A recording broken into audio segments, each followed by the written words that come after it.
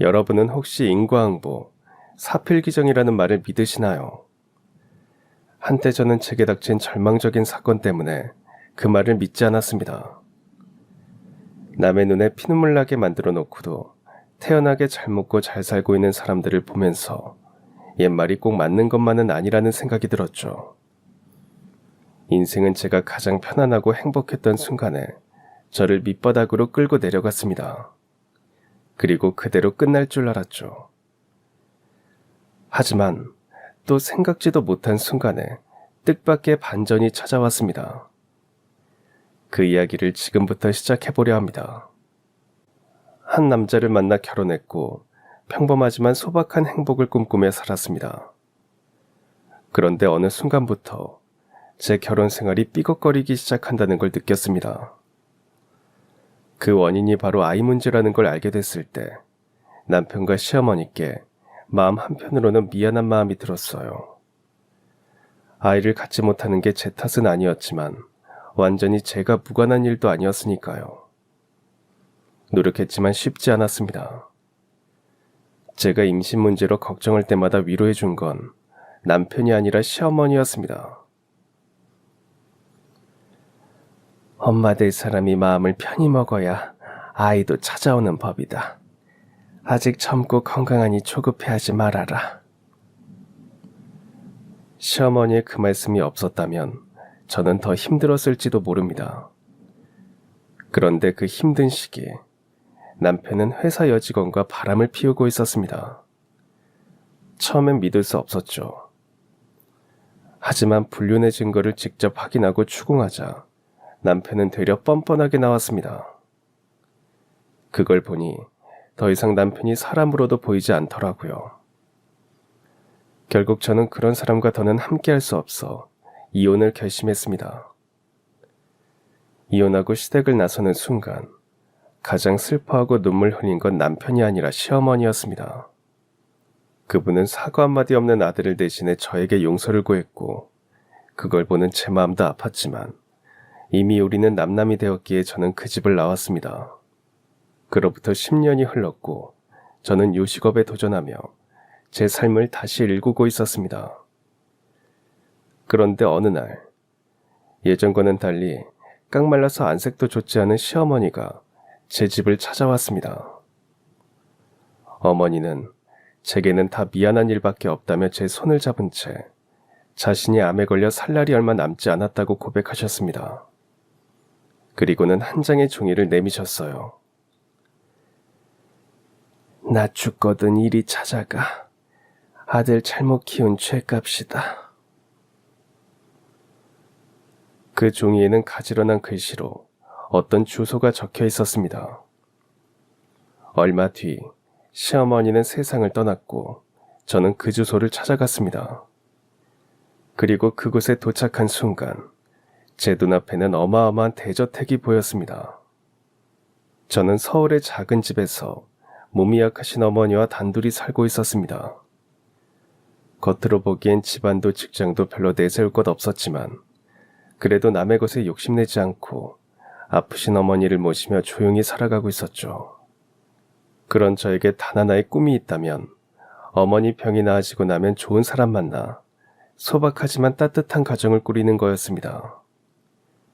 그래서 저는 누구보다 열심히 일했고 조금씩이라도 저축하면서 하나하나 준비해가고 있었죠. 월급은 많지 않았지만 어머니 병원비며 약값 되면서도 힘들다 느껴본 적은 없었습니다. 그렇게 평범한 하루를 마무리하고 퇴근하던 어느 날 고등학교 때 친구인 현정이에게서 같이 저녁을 먹자며 연락이 왔습니다.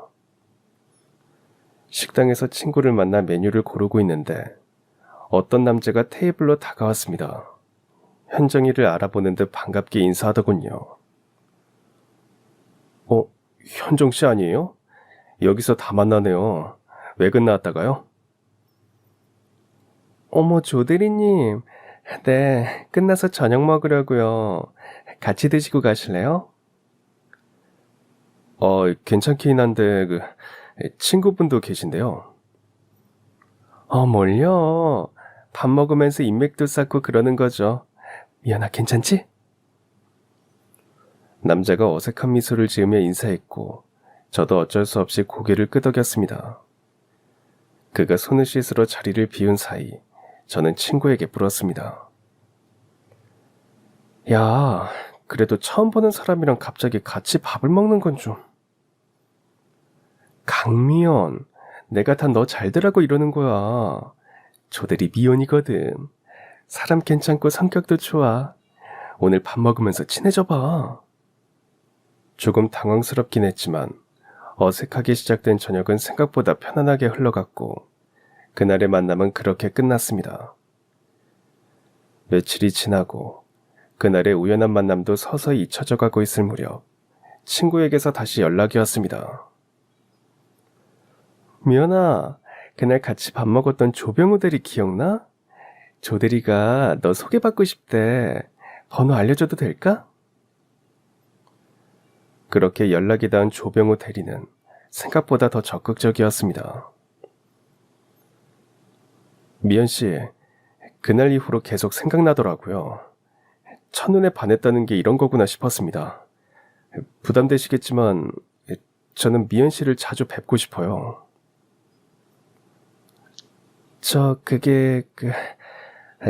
저는 아직은 잘 모르겠어요. 너무 갑작스러워서요. 제가 싫지 않다는 거면 몇 번 더 만나보고 판단하셔도 좋잖아요. 저 진짜 괜찮은 사람입니다. 정말 실망시켜드리지 않을 자신이 있습니다. 처음엔 조금 부담스러웠지만 누군가에게 이렇게 진심으로 대시를 받는 건 참 오랜만이었습니다. 며칠 뒤 저는 자연스럽게 그의 연락을 기다리게 되었고 우리는 연인 사이가 되었습니다. 그와의 연애는 따뜻했습니다. 작은 선물 하나, 문자 하나에도 정성이 느껴졌고 사랑받고 있다는 확신이 있었죠. 그런데 행복한 연애 중에도 걱정거리가 하나 생겼습니다. 그해 저는 정규직 전환을 앞두고 있었는데 회사 사정이 나빠지면서 계획이 전면 취소됐습니다. 설상가상으로 어머니의 건강도 급격히 악화됐고 병원비며 약값을 어떻게 마련해야 할지 막막하던 시점이었어요. 그때 도움을 준 건 다름 아닌 병우 씨였습니다. 미연아, 일단 이걸로 병원비부터 해결하자. 병우 씨, 나 이거 못 받아요. 아무리 어렵다고 해도 어떻게 병우 씨가 주는 돈을 받아요. 지금 한시가 급한데 이런 거 저런 거 따질 때야? 내가 옆에서 너한테 이렇게라도 돈 못 주면 내가 있을 이유가 없잖아. 부담 갖지 말고 얼른 받아. 그는 말뿐이 아니었습니다. 새 직장을 알아보느라 바쁜 저를 대신해서 병원에 자주 들러 어머니 곁을 지켜주었고 퇴원하는 날엔 직접 집까지 바래다 주기도 했습니다. 그런 모습에 저는 점점 그에게 의지하게 됐고 믿음도 커져갔어요. 그러던 어느 날 어머니가 갑작스레 세상을 떠나셨습니다. 너무 급작스러워 정신을 차릴 수 없던 저를 붙잡아준 것도 병우 씨였습니다. 미연아, 내가 옆에서 도와줄 테니까 마음 단단히 먹고 어머니 잘 보내드리자. 가족이라고는 너밖에 없는데 네가 잘해야지. 병우 씨 고마워요. 이럴 때 당신마저 옆에 없었다면 너무 힘들었을 거예요. 3일장을 함께 치르며 그는 저와 가족 같은 존재가 되었고 이 사람이라면 가정을 이뤄도 괜찮겠다는 확신이 들었습니다. 연애 1년째 되던 해 저희는 결혼을 약속했고 며칠 뒤 병우 씨는 제게 말했습니다. 미연아, 우리 어머니한테도 결혼하고 싶은 여자 있다고 말씀드렸어. 그랬더니 얼른 보고 싶으시대. 당신 시간 될 때 같이 가자. 병우 씨와 만나면서 그의 어머니에 대한 이야기도 몇 번 들은 적이 있었습니다. 어릴 적 아버지를 일찍 여의고 어머니의 손에 자랐다고 했죠. 그의 어머니는 아들을 공부시키기 위해 공장에서 일하고 식당 일도 하다가 시장에서 생선 장사를 시작하셨습니다. 그렇게 번 돈으로 병우 씨를 남들 다 부러워하는 명문대에 보냈고 대기업에도 취업시킨 장본인이었죠. 그를 이렇게 멋지고 훌륭하게 키워낸 어머니를 저 역시 꼭 만나 뵙고 싶었습니다. 병우 씨 어머니를 뵈러 갔던 그날, 저는 아침부터 계속 떨렸습니다. 결혼할 사람의 어머니라니, 우리 어머니처럼 따뜻하실지 아니면 엄하신 분인지 걱정이 됐죠.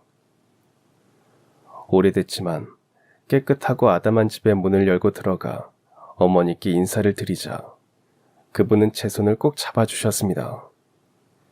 병우 씨가 편한 분이라고 했던 말처럼 어머니는 첫 만남부터 저를 반갑게 맞아주셨어요. 미연이라고 했지? 반갑다. 우리 병우가 널 왜 좋다고 했는지 알겠네. 오늘은 수고 많았어. 밥 먹으러 가자.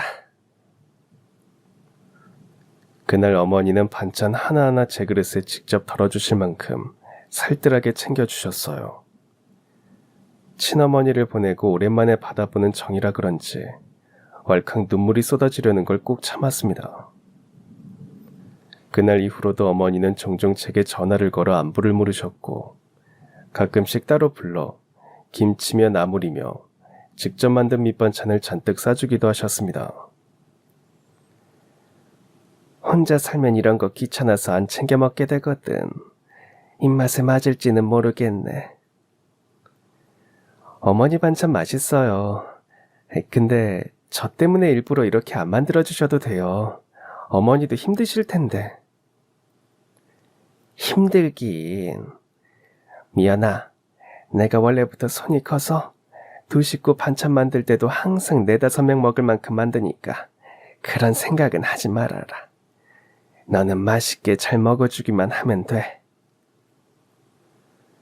그런 어머니께 고마워서 제가 시장에 있는 생선 가게로 찾아간 적도 몇 번 있었습니다.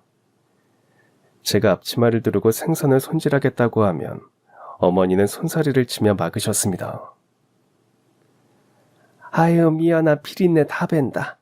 너처럼 곱고 예쁜 애가 이런 데 오면 안 돼. 이런 데라뇨. 어머니 그런 말 마세요. 그리고 일 안 힘들어요. 혼자 이렇게 일하시는 게 더 마음 쓰여요.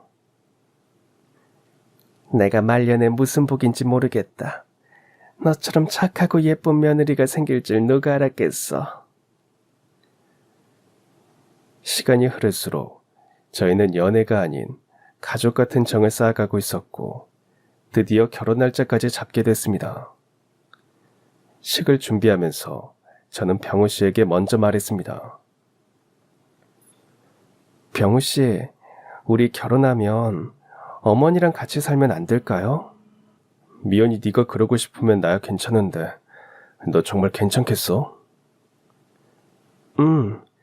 가족이라고는 당신 하나뿐인데 결혼하고 나가 살면 어머니가 많이 외로우실 것 같아요. 그리고 나도 외롭게 자라서 그런지 식구들이 같이 모여서 북적거리면서 사는 친구들 보면 부러웠거든요. 병우 씨, 우리 어머니랑 같이 사람 냄새 나게 그렇게 살아봐요. 제 또래 사람들을 보면 시댁이랑 가깝게 살거나 시부모를 모시고 사는 걸 꺼리는 경우가 많았지만 저는 진심으로 어머니와 함께 살고 싶었습니다. 이미 저에겐 어머니 같은 존재였으니까요. 그 얘기를 들은 병우 씨는 고개를 끄덕이며 웃었습니다. 결혼 후 저는 남편 그리고 시어머니와 함께 한 집에 살게 되었고 어머니는 진짜 딸처럼 저를 아껴주셨습니다. 저 역시 어머니께서 해주신 만큼 더 잘해드리고 싶어서 이것저것 챙기고 시장에서 돌아오실 때면 어깨라도 주물러드리곤 했습니다. 어머니는 그런 저를 볼 때마다 말없이 등을 토닥이셨고 그 손길은 제게 잊고 있던 엄마의 손 같았습니다. 행복한 신혼생활을 보내고 있을 때 저희 가족에게는 더 기쁜 소식이 찾아왔어요. 제가 임신을 한 거였죠. 예상치 못하게 두 줄이 뜬 임신 테스트기를 보며 저는 한참을 멍하니 서 있었습니다. 기쁘면서도 두려웠고 설레면서도 걱정됐습니다. 그날 밤 남편에게 조심스럽게 말했을 때 그의 눈빛도 환하게 빛났습니다. 정말이야? 우리 진짜 아기 생긴 거야? 미연아 고마워. 정말 고마워. 남편은 저를 안고 뛸 듯이 기뻐했습니다. 우리 둘만의 세상이 이제 셋이 되는구나 싶어 저는 하루하루가 꿈만 같았습니다. 시어머니도 무척 기뻐하셨죠.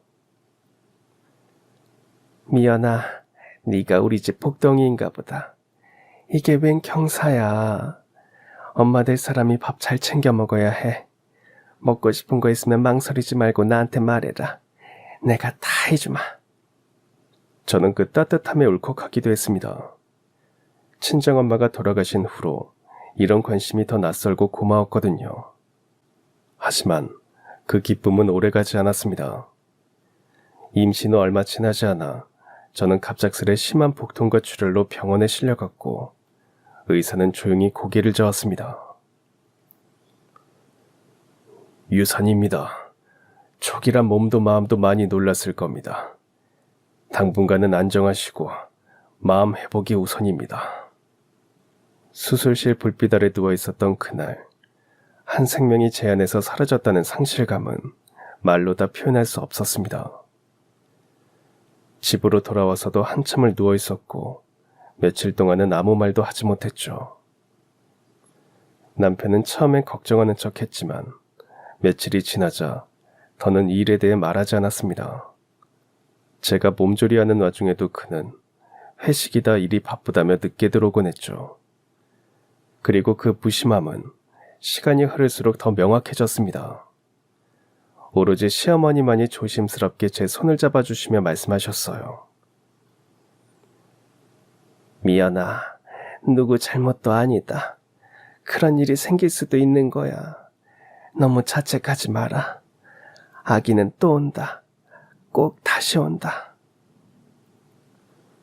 그 따뜻한 말이 저를 살렸습니다. 몸과 마음이 회복되고 결혼한 지 3년쯤 지났을 때 저희 부부는 다시 아이를 가져보려고 했습니다. 하지만 임신 소식은 좀처럼 들려오지 않았죠. 병원을 찾아가 이것저것 검사를 해보기도 했지만 뚜렷한 문제는 없었습니다. 그저 시간이 더 필요하다는 얘기뿐이었죠. 속상한 마음에 눈물 지을 때마다 어머니는 저를 꼭 안아주시며 말씀하셨습니다. 엄마 될 사람은 마음이 편해야 해. 미연아, 걱정 마라. 너 아직 젊잖아. 나는 손주보다 네 몸이 먼저야. 어머니 앞에서는 내색 안 하려고 했지만 마음 한켠엔 늘 죄송한 마음뿐이었습니다. 저로 인해 어머니가 손주를 못 안아보는 게 아닐까. 그런 생각에 밤마다 마음이 무거웠죠. 그럼에도 어머니는 단 한 번도 저를 탓하거나 다그친 적 없었습니다. 오히려 우리 며느리가 세상에서 제일 복덩이라며 주변 사람들에게 자랑하고 다니셨어요. 그리고 남편은 어느 날부터인가 예전보다 훨씬 다정해졌습니다. 아니, 다정하다기보다는 지나치게 잘해주기는 했지만 그게 어딘가 불편하고 이상했습니다. 필요 없다고 몇 번을 말했는데도 제 기분이 조금만 처진 날에는 값비싼 옷이나 가방, 보석 같은 걸 내밀었어요. 미연아, 이거 당신한테 어울릴 것 같아서 샀어. 받아. 여보, 아무리 당신이 돈 잘 번다고 하지만 너무 막 쓰는 거 아니에요? 나 이런 보석 필요 없다니까.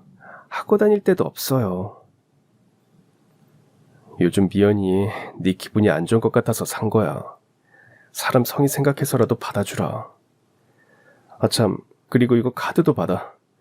그걸로 어머니 모시고 백화점 가서 둘이 데이트라도 하고 와. 그리고 나 이번 주 금요일에 출장 가야 해서 하루 자고 올 건데 괜찮지? 또요? 당신 요즘 출장이 왜 이렇게 많아요? 이렇게 열심히 일해야 당신 좋은 것도 사주고 하지. 회의 들어가고 그러면 연락 안 될 수도 있으니까 급한 일 생기면 문자 남겨두고.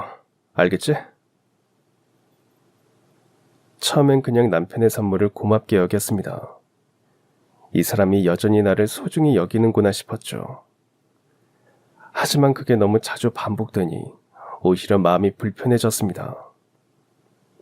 무슨 이유라도 있나 하는 생각이 들 무렵 예전에 다니던 회사 동료에게 전화가 왔습니다. 결혼식에도 초대할 정도로 친분이 있는 동료였어요.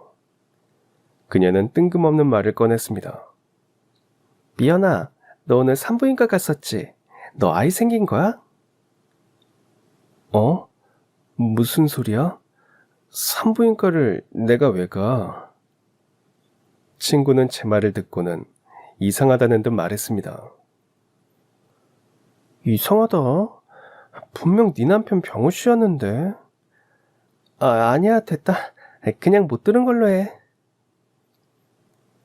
말을 돌리려 하는 친구에게 하려던 말을 똑바로 해보라고 말했습니다. 아니, 그게 말이야. 나 오늘 산부인과 갔다가 네 남편 본 것 같아. 근데 혼자가 아니라 어떤 여자랑 같이 있더라고. 그래서 난 당연히 미연이 넌 줄 알았지. 뭐? 우리 남편이? 우리 남편이 확실해? 네가 잘못 본 거 아니고? 나 눈썰미 좋잖아.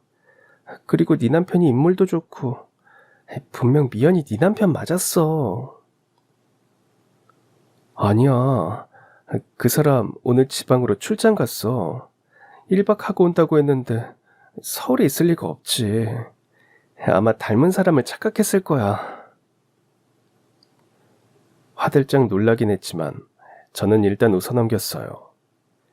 하지만 전화를 끊고 나자 마음 한구석에 의심이 싹 텄습니다.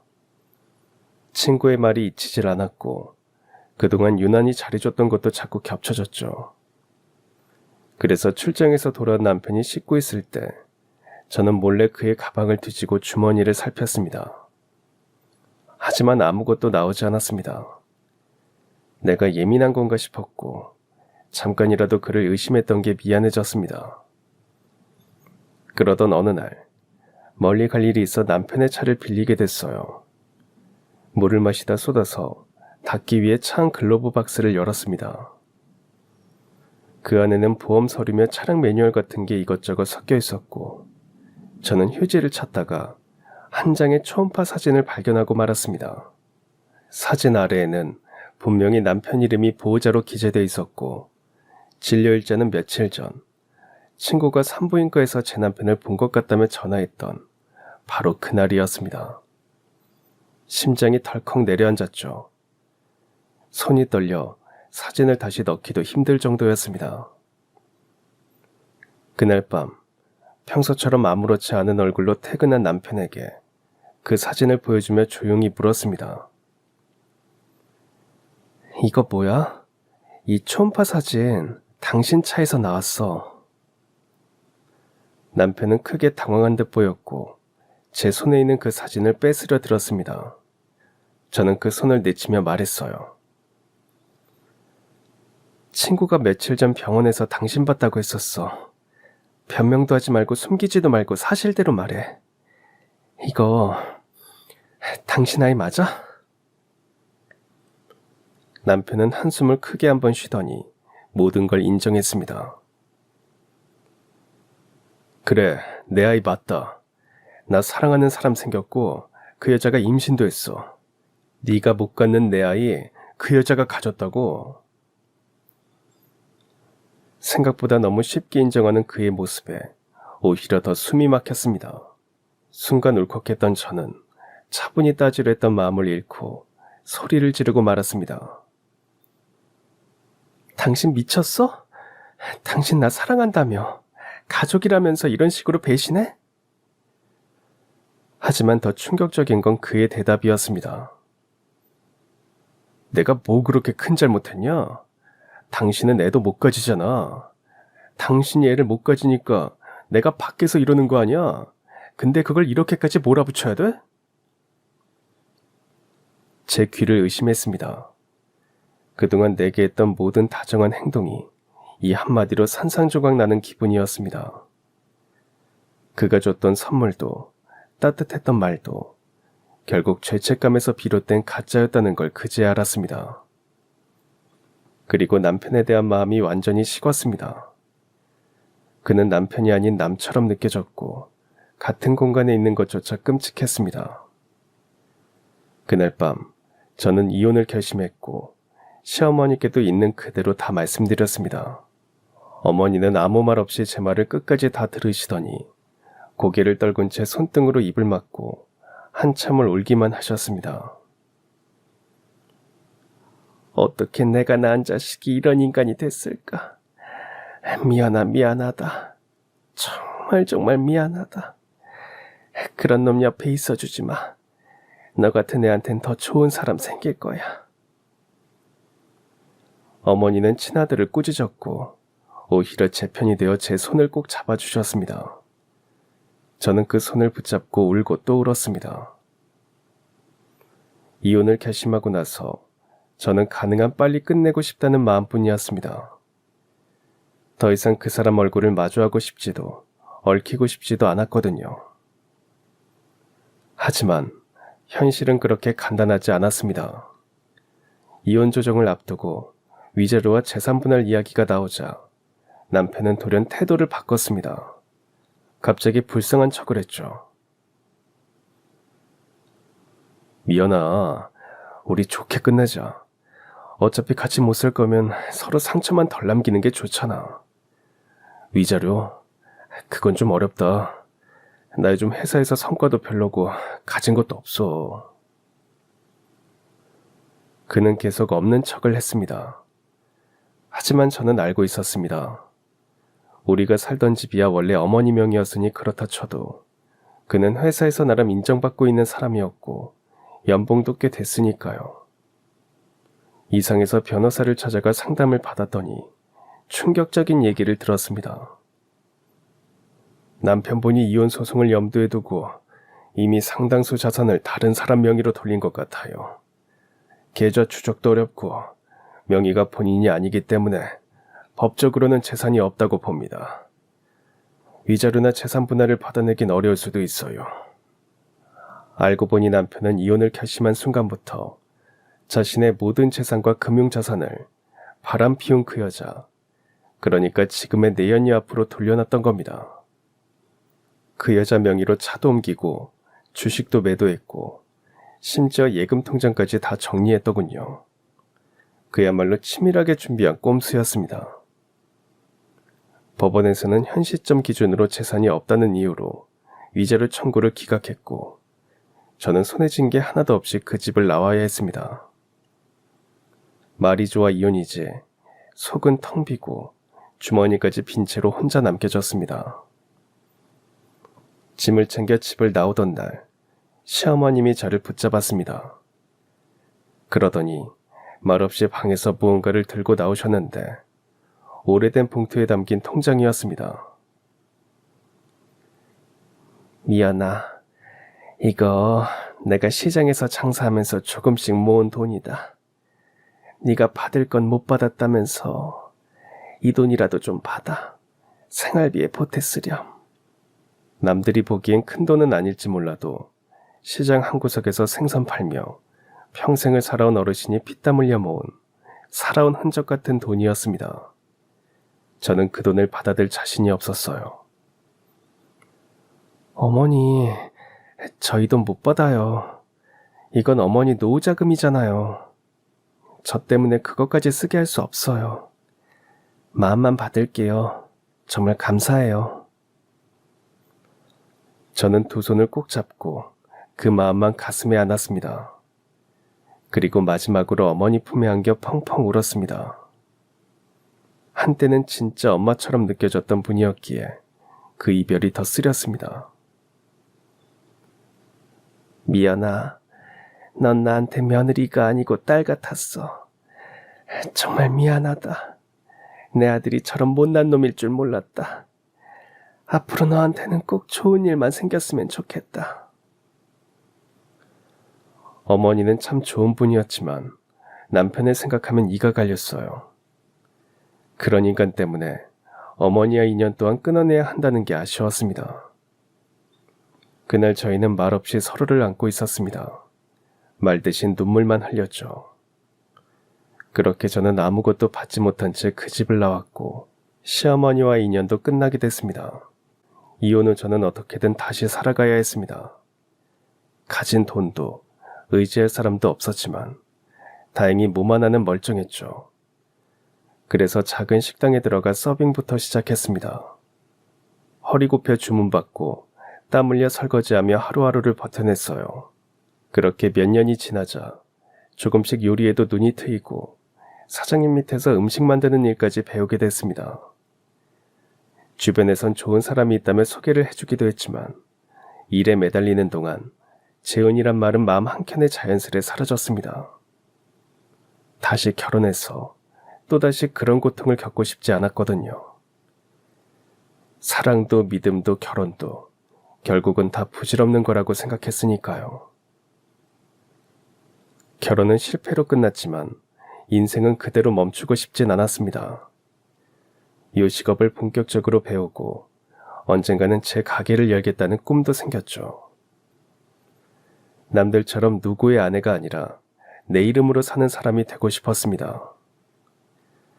그렇게 이혼한 지도 어느덧 10년, 서서히 꿈을 향해 걸어가고 있던 어느 날이었습니다. 점심 장사가 끝난 늦은 오후, 테이블 정리를 하고 있는데 열어둔 문 너머로 낯익은 실루엣이 눈에 들어왔습니다. 조심스럽게 다가오는 그 모습은 햇빛을 등지고 있어 처음엔 잘 보이지 않았지만 그 사람이 가까이 다가오자 제 심장은 덜컥 내려앉았습니다. 바로 전 시어머니였습니다. 그런데 예전에 인자하고 건강했던 모습은 온데간데 없었습니다. 어머니는 뼈만 앙상하게 남은 얼굴에 축 늘어진 헐렁한 옷을 입고 있었고 안색은 어두웠습니다. 어머니 맞으세요? 어쩌다 이렇게... 대체 무슨 일이 있었던 거예요? 아니, 어디 아프신 거예요? 저도 모르게 손에 들고 있던 행주를 바닥에 떨어뜨리고 어머니를 부축해 식당 안으로 모셨습니다.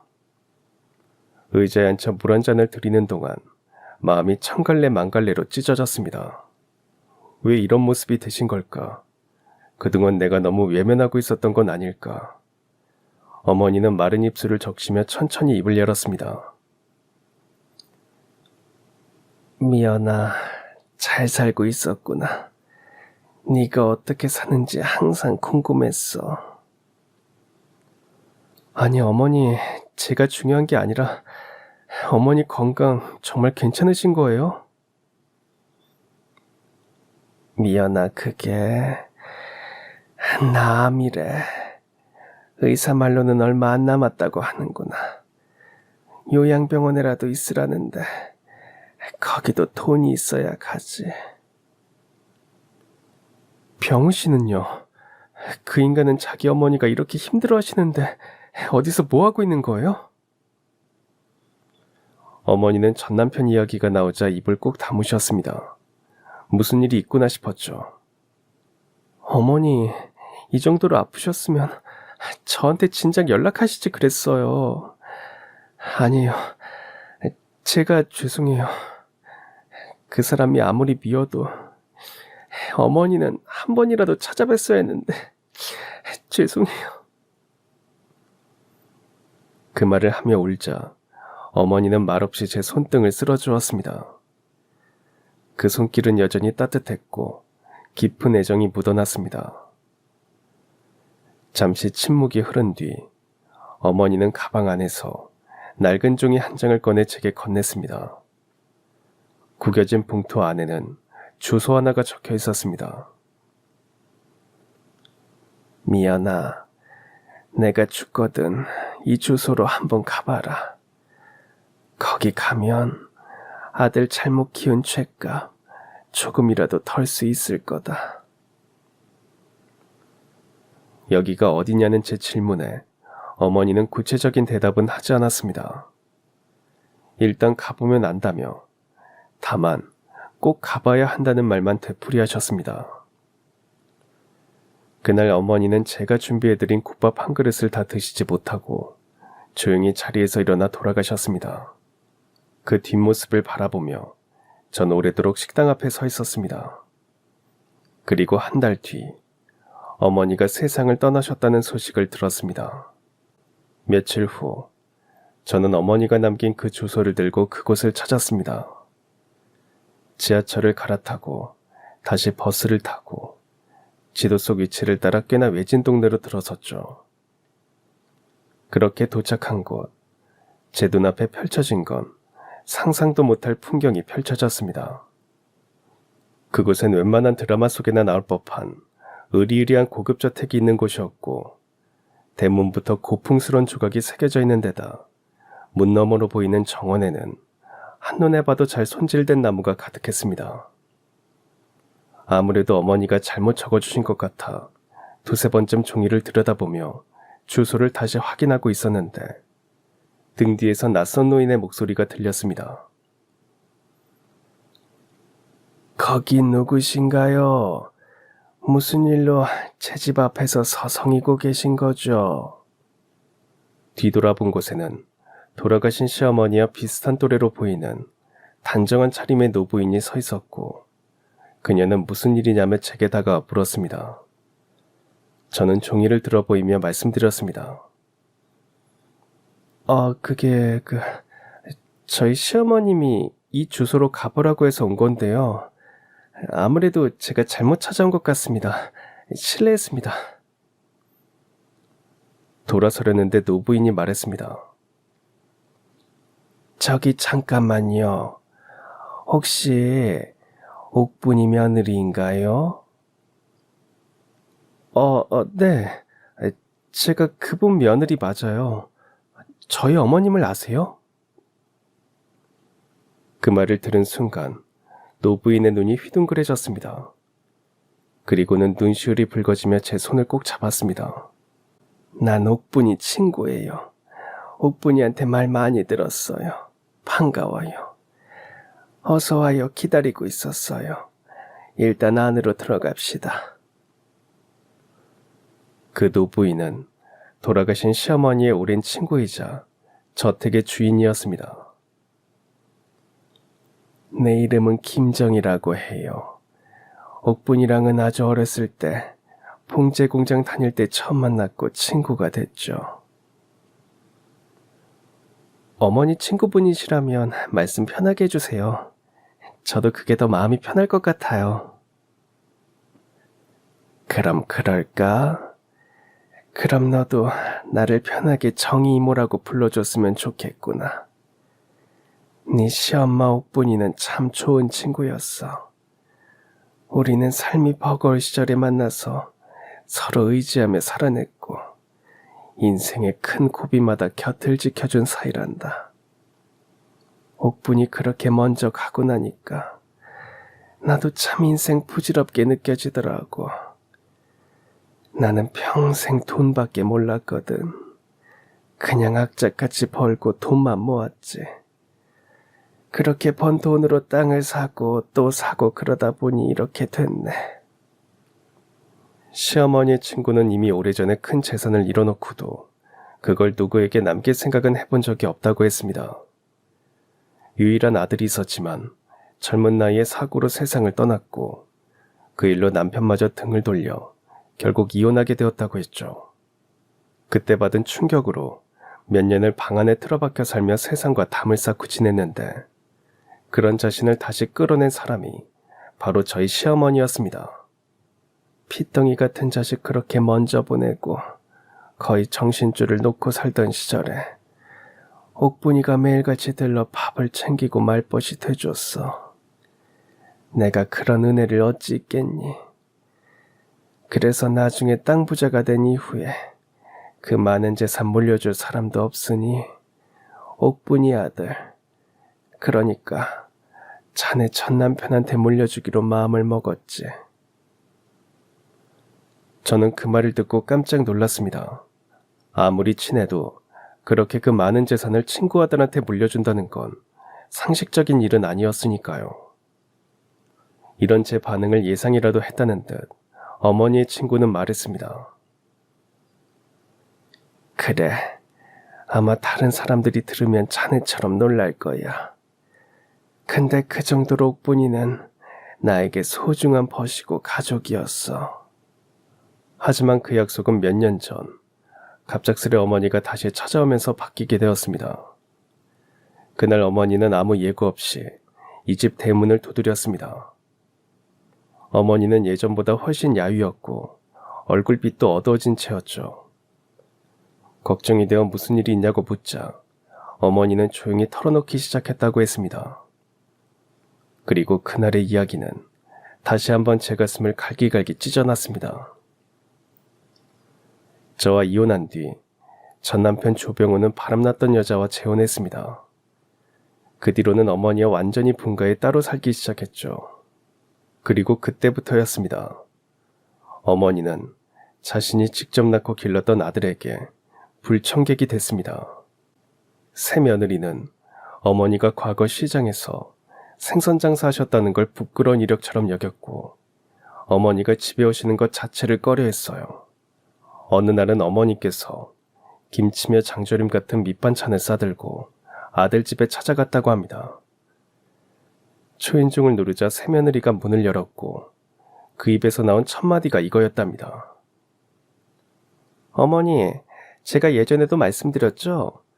이렇게 연락도 없이 불쑥불쑥 찾아오시는 거 불편하다니까요. 아유, 그래. 내가 늙어서 기억을 못했나 보다. 미안하다. 다음부터는 연락하고 오마. 그리고 어머니, 반찬도 그만 주셔도 돼요. 요즘 이런 반찬 누가 먹는다고 그러세요. 어머니도 힘드실 텐데 저희가 알아서 먹을게요. 아니, 그래도 병우가 이런 걸 좋아해서. 아, 그이도 요즘 입맛 바뀌었어요. 아니, 뭐 오늘은 가져오셨으니까 그냥 두고 가시고요. 볼일 다 보셨으면 이만 가보세요. 저 멀리 안 나가요. 그날 어머니는 아예 쫓기듯 나왔다고 했습니다. 심지어 손주 옷을 안 주고 와서 다시 돌아갔는데 어머니는 자신이 쌓은 반찬이 싱크대에 통째로 버려진 걸 보고야 말았습니다. 그걸 보면서도 어머니는 입술만 꽉 깨물고 돌아설 수밖에 없었죠. 며느리 눈치가 보였으니까요. 손주도 마찬가지였습니다. 어머니가 품에 안아주려 하면 할머니한테 이상한 냄새가 난다면서 싫다며 밀쳐내기 일쑤였고 아들은 그 모습을 보면서도 한마디를 하지 않았죠. 오히려 어머니가 목소리 듣고 싶어서 전화를 하면 바쁘다는 핑계로 무시했죠. 심지어 재혼하고 초반에만 명절에 오고 이후로는 내가 감기에 걸렸다. 우리 둘 다 바쁘다. 이런저런 핑계를 대며 어머니 집에는 아예 발길을 끊었습니다. 어머니 혼자 명절을 보내신 게 몇 해째였다고 했죠. 그러면서도 꼭 필요할 때는 찾아왔습니다. 어머니는 그런 것도 모르고 아들 며느리 손주가 온다는 말이 좋아서 음식도 잔뜩 만들어 두셨죠. 얘들아, 어서 와라. 배고프지? 밥 먹자. 어머니, 오늘 드릴 말씀이 있어서 왔어요. 그래? 밥부터 먹고 말하지. 왜? 무슨 일인데 그래? 어머니, 저희 집 계약 만료돼서 이사해야 되는데 집값이 좀 모자라요. 대출이 안 나와서요. 돈 좀 해주세요. 뭐? 돈? 평우 너 결혼할 때 지금 사는 집 그거 전세금 보탠다고 나도 이 집까지 보증 잡혀서 대출했잖니. 그래서 지금 나도 방법이 없는데 아야, 이걸 어쩌나. 그 말을 듣자 전 남편은 얼굴을 찌푸리며 소리쳤습니다. 어머니, 솔직히 지금까지 어머니가 저한테 뭐 하나 제대로 해주신 거 있어요? 없잖아요. 내가 저 사람 볼 면목이 없어요. 집안이 좋기래, 돈이 많기래. 아휴. 어머니는 해준 게 뭐가 있냐는 아들의 말을 듣고 충격을 받고 한동안 아무 말도 할 수가 없었습니다. 전 남편은 계속해서 말했죠. 그러지 말고 시장 가게라도 보증 잡아서 돈 해주세요. 자식 어려울 때 도와주는 게 그게 부모 아닙니까? 맡겨놓은 듯 돈을 해달라는 아들을 보며 너무 비참해졌지만 어머니는 결국 그 부탁을 들어줬습니다. 그리고 친구분께는 이렇게 말했죠. 미호나 고호나 병호는 내 아들이니까 내가 아니면 누가 해주겠나 싶어서 해줬지. 근데 그거 해주고 나니까 날 다시 안 보더라. 또 입을 싹 닦아버린 거야. 마음 졸이며 가게까지 넘기고 겨우겨우 생계를 이어가던 어느 날, 어머니는 몸이 이상하다는 걸 느꼈습니다. 숨이 차고 피곤해서 손에 물 한 그릇 들기도 어려운 날들이 이어졌고, 무엇보다 밥을 먹어도 살이 계속 쭉쭉 빠지기 시작했습니다. 결국 병원에 가셨는데 암 진단을 받으신 거죠. 그 사실을 아들에게 알리려 했지만 전화는 꺼져 있었고 문자는 읽었는지 안 읽었는지 답이 없었습니다. 그 순간 어머니는 깨달으신 거죠. 이제는 아들로부터도 손주로부터도 그리고 새며느리로부터도 완전히 지워졌다는 걸요. 사람으로서 마지막 자존심까지 짓밟힌 어머니는 그제야 마음을 바꾸고 친구를 찾아왔던 겁니다. 정이야, 너 그때 내 아들한테 유산 준다고 했었잖아. 그 약속 안 지켜도 돼. 대신 병우랑 이혼한 내 맏며느리 말이야. 그 애한테 주면 안 될까?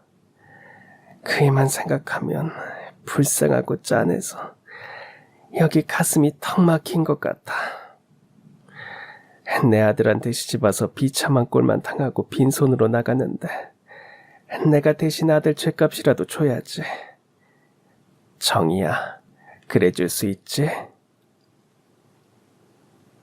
어머니 친구는 그 이야기를 들으며 함께 울었다고 했습니다. 그리고 어머니가 돌아가셨다는 말을 듣고는 제가 찾아오기만을 기다리셨죠. 네가 옥분이 며느리로 있을 때 말이다. 옥분이가 네 자랑을 얼마나 했는지 몰라. 착하고 곱고 선녀 같은 며느리라고. 나중에 시간 되면 둘이서 같이 놀러 온다고도 했었는데 이제야 널 보게 됐구나. 내가 느끼기에는 옥분이한테는 네가 친딸이었어. 모든 사실을 알게 되자 참았던 눈물을 쏟았습니다. 왜 그런 대접을 받으면서도 혼자 참으셨을까? 어머니가 그런 상황에 놓였다는 걸 알았더라면 제가 한 번이라도 더 찾아가 뵐걸. 그때 손 한 번 더 잡아드릴걸. 수많은 후회가 밀려왔고 사죄의 눈물은 멈추지 않았습니다. 어머니의 친구는 제 눈물을 닦아주시면서 말씀하셨어요. 옥분이 아들 생각하면 나도 괘씸하다.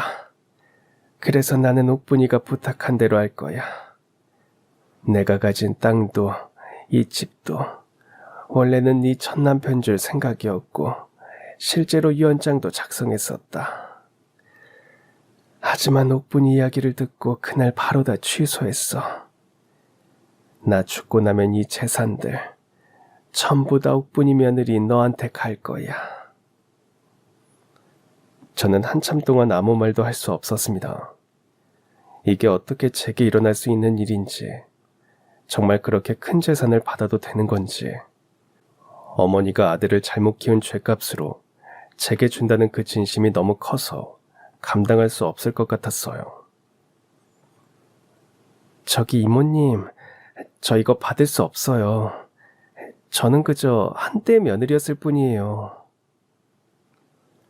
어머니 친구는 고개를 저으며 말했습니다. 넌 그 집안의 며느리였다고 생각했을지 몰라도 옥분이한테는 딸이었어. 그러니 받을 자격은 충분하다. 정식으로 집을 넘기는 시기나 방법은 나중에 내 변호사 통해서 알아볼 테니 네가 신경 쓸 건 없어. 저택을 나와 다시 집으로 향하는 동안 저는 마음 깊숙이 깨달았습니다. 어떤 인연은 피보다 더 짙고 따뜻할 수 있다는 것을요. 그날 이후로 저는 돌아가신 시어머니가 생각나서 그 친구분 김정희 어르신을 종종 찾아뵙게 됐습니다. 그분은 자식도 남편도 형제도 없이 말 그대로 세상에 홀로 남은 분이셨습니다. 이모님 저 왔어요. 요즘 잠은 잘 주무세요? 미연이 왔니? 너도 피곤할 텐데 그만 오라니까. 저는 이모님이랑 돌아가신 저희 어머니 이야기하면서 같이 추억할 수 있어서 좋아요. 그래, 네 말이 맞다. 생각해보면 옥분이가 미연이 너를 나한테 선물로 보내준 것 같아. 말년이 외롭지 않게 말이다. 사실 요즘엔 미연이 네가 와주는 날이 제일 기다려진다. 혼자 살면 말이야. 하루 종일 한마디도 안 하고 지날 때가 있어. 근데 너랑 있으면 옛날로 돌아간 기분이야. 저는 그 말에 저도 모르게 눈시울이 붉어졌습니다. 저희 어머니가 살아계셨을 때 제가 조금만 더 따뜻하게, 더 자주 말 붙여드렸더라면 하는 후회가 떠올랐거든요. 그렇게 저와 정희 이모님은 점점 정이 들었습니다. 혈연은 아니지만 마치 오래된 이모처럼 느껴졌어요. 그렇게 마음을 나누던 시간이 1년쯤 흐르고 어느 날 정희 이모님의 몸이 좋지 않다는 연락을 받았습니다. 평소보다 기운이 없으셔서 병원에 모시고 갔더니 의사는 말했죠. 어르신, 이제 연세가 있으셔서 이제 큰 무리는 안 하시는 게 좋겠습니다. 정희 이모님은 아무 말 없이 창밖만 내다보셨습니다. 그리고 병원에서 돌아오는 길, 조용히 제 손을 꼭 잡으며 이렇게 말씀하셨어요. 미연아, 너한테 참 고맙다. 네 덕분에 마지막 1년이 사람 사는 것 같았어. 그 말을 들은 저는 돌아가신 시어머니의 마지막 순간을 함께하지 못했던 게 다시 떠올라 길 한복판에서 한참을 울었습니다. 며칠 뒤 어르신은 조용히 세상을 떠나셨습니다. 가족이 없던 그분의 마지막 가는 길을 저 혼자 옆에서 지켜드렸습니다. 장례식을 마친 뒤 자신을 정희 이모님의 법률 대리인이라며 소개한 중년 남성이 저를 찾아왔습니다. 그리고 명함을 주며 유산 문제로 나눌 이야기가 있으니 로펌으로 찾아오라고 했죠. 그래서 저는 며칠 뒤 명함에 적힌 로펌으로 향했습니다. 변호사는 봉투를 꺼내어 제 앞에 놓았습니다. 그 속에는 정희 이모님의 자필 유언장이 들어있었고 그 유언장은 법적 효력을 갖춘 공증된 문서였어요.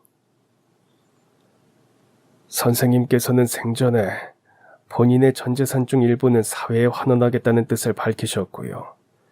남은 재산은 강미연 씨에게 남긴다고 하셨습니다.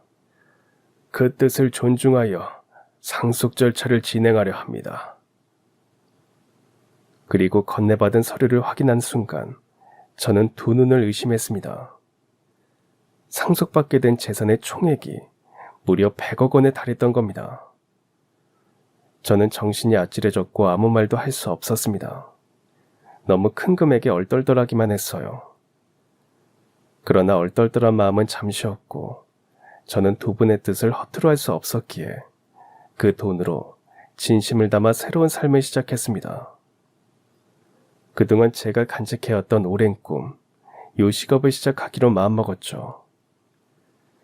처음에는 작고 소박한 식당이었어요. 재료 하나, 양념 하나도 직접 손질하며 정성을 담았고 음식을 대하는 제 마음만큼은 누구보다 진지했습니다. 그리고 제게 어머니처럼 대해주셨던 두 분을 기억하며 혼자 지내는 어르신들을 위한 무료급식 봉사도 시작했습니다.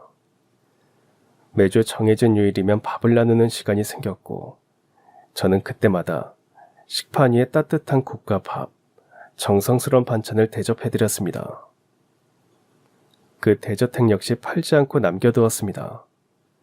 화려한 외관을 그대로 유지한 채 내부는 따뜻한 나무 인테리어로 바꾸고 요리 교육 공간으로 탈바꿈시켰습니다. 형편이 어려워 학원에 갈 수 없었던 시절의 저를 떠올리며 무료 요리 강좌를 열고 배움이 필요한 이들에게 기술과 희망을 전하고 있습니다. 시어머니가 제게 주신 건 아들을 잘못 키운 죗값이라고 하지만 그건 죗값이 아닌 믿음, 진심, 그리고 사람 간의 인연이었습니다. 삶은 하나의 문이 닫히면 다른 하나의 문을 열어준다고 합니다. 그 말을 저는 이제야 조금은 알 것 같습니다. 사랑이라 믿었던 결혼 생활이 끝났을 때 모든 게 무너진 줄로만 알았습니다. 희망도 꿈도 나라는 사람도 다 거기까지라고 생각했죠. 하지만 그 문이 닫히고 나니 그제야 보였습니다. 제 앞에 조용히 열려있던 또 다른 문 하나가 있다는 걸요.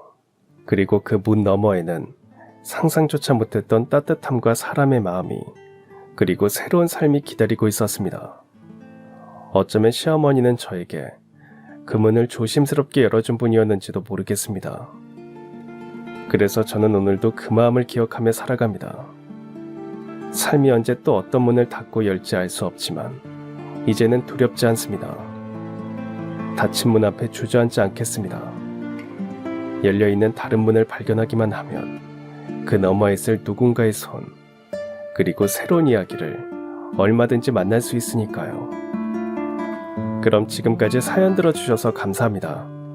사연이 재밌으셨다면 구독과 좋아요 부탁드려요. 감사합니다. 안녕히 계세요.